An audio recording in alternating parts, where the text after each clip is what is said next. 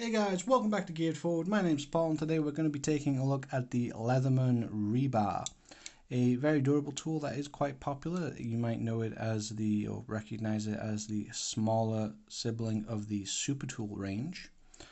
So let's start off with a size comparison. Up top we have a 58mm Classic and down below we have a 91mm Explorer. And then we have an 84mm Cadet, and something that might be an interesting point of comparison for some of you looking to buy a multi-tool from Leatherman. Here it is versus the Leatherman Wave. And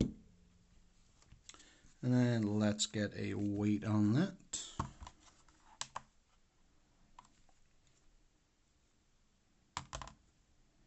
So that's 6.63 ounces versus the Wave's 8.54, so significantly lighter. And in grams, it's going to be 188. So let's take a look at what tools we have. First of all, we have no externally available tools except for this ruler. We do have a ruler both in inches and centimeters, and as you extend the tool thusly, you can use it in its elongated fashion. Looking at the pliers themselves, they are a bit stouter than the more needle nose fashioned version of the Wave. However, these are still quite needle nose pliers. We do have replaceable cutters. Now the Wave Plus nowadays does come with replaceable cutters. However, this does predate the Wave as having replaceable cutters. Looking into the right handle first, we have this, and we are locking all of our tools with this tab.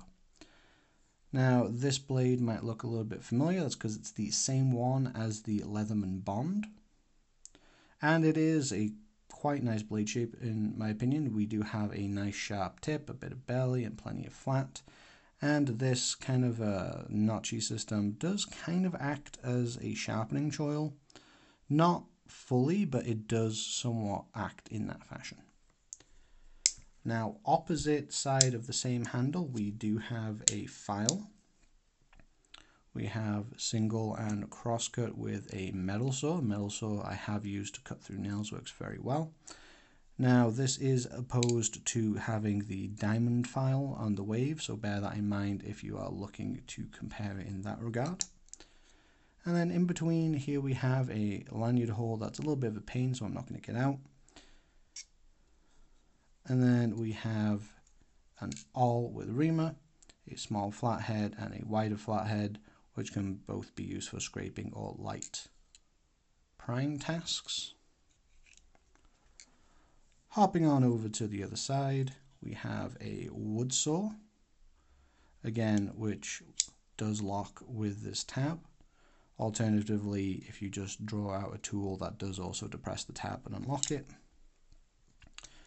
On this side, we have a little bit of a sheep's footy chisel ground serrated blade.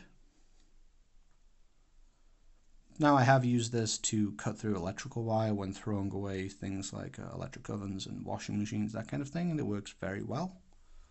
Saves me worrying about damaging the plain edge on the copper cabling. Here we have a bit of a combination tool. This is a bottle opener, can opener with a wire stripper.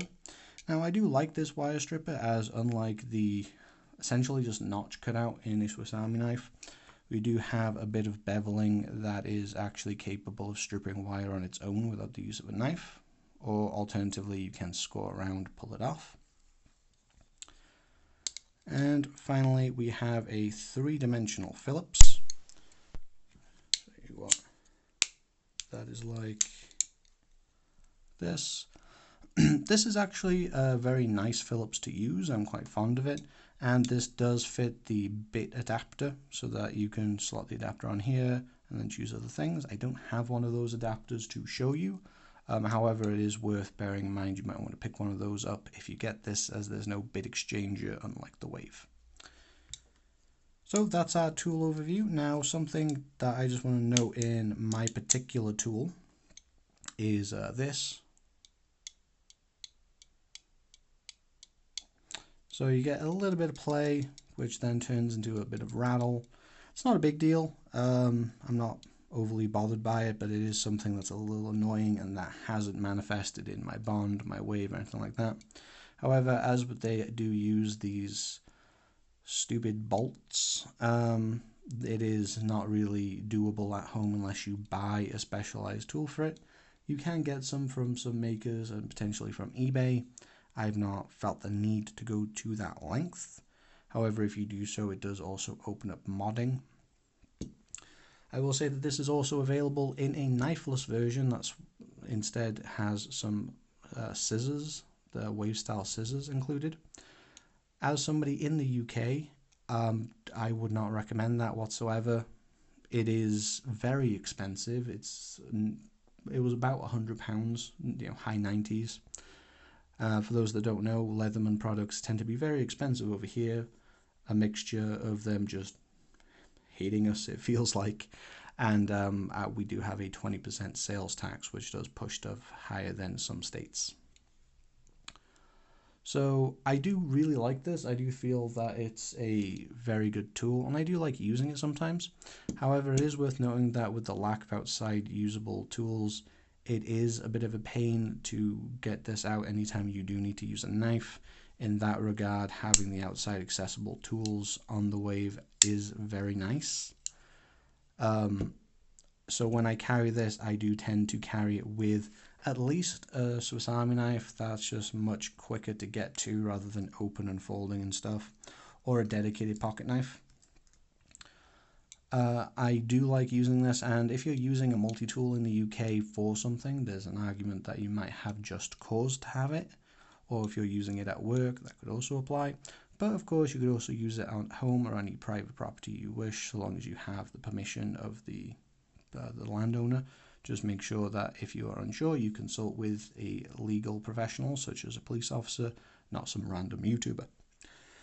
Now, this does come with a sheath, and I'm actually quite fond of these sheaths in terms of being included. So we have just a vertical belt loop. Now, this is one glaring problem of the tabs. If you put it tab up, it will want to snag on the sides, so tab down is going to be better. And then we just have this big old popper. I do like how this looks aesthetically. You have the Leatherman branding, but it doesn't feel intrusive. And you get this almost kind of shotgun shell-esque look with the snap that I do think looks quite nice. And I do appreciate that on a tool that does not facilitate a pocket clip as standard, even if it could come with one, that they do include a sheath, and I'm happy that the sheath is of adequate quality, that it would put up with quite a lot of punishment.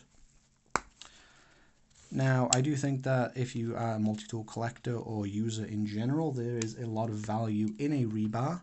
However, if you're looking between a Leatherman wave or a rebar, you're making an either or kind of choice because you've not realized that collecting all of the tools is the correct way to live life yet, then I would probably push you more towards the wave, just because it's a little bit more usable in an EDC or quick access fashion because of the tools. It does support a pocket clip that you can get separately should you want to use it. And nowadays with the Wave Plus having replaceable cutters, or you could just go up to the Charge, which is just a fancier wave, I would nudge you in this direction. I will say there's something about this that feels like a harder use tool in my opinion. I can't really nail that down. It might just be the thicker rounded edges that are giving me that impression.